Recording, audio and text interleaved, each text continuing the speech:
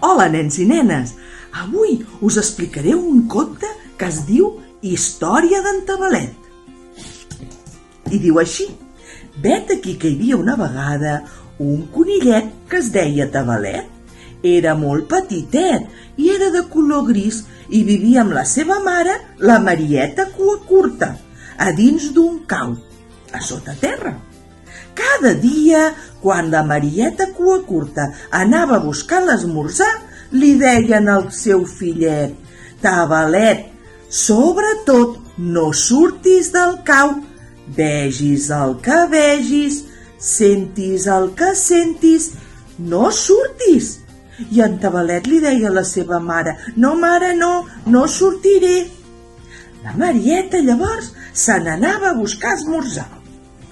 Un dia, però, que en Tabalet estava ben amagadet a darrere d'unes herbes, va sentir un sorollet que venia de fora. Era un ocellet que li anava dient: Tabalet, Tabalet, surt! I en Tabalet deia: no, que la meva mare m'ha dit: vegis el que vegis, sentis el que sentis, no surtis. Vinga, va, Tabalet! Tabalet, vine amb mi, surt a fora, Tabalet, vine amb mi, surt a fora, juga amb mi. Però en Tabalet no sortia, s'estava allà ben quietó, i el pobre ocellet se'n va anar volant.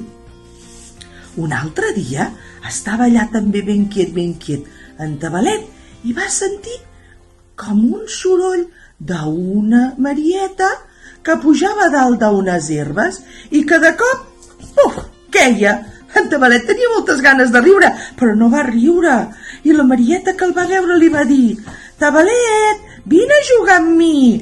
I en Tabalet li deia: no, que la meva mare m'ha dit: vegis el que vegis, sentis el que sentis, no surtis. I jo no surto. I la Marieta li cantava la cançó: Tabalet, vine a mi, surt a fora, Tabalet, vine a mi, surt a fora, juga amb mi.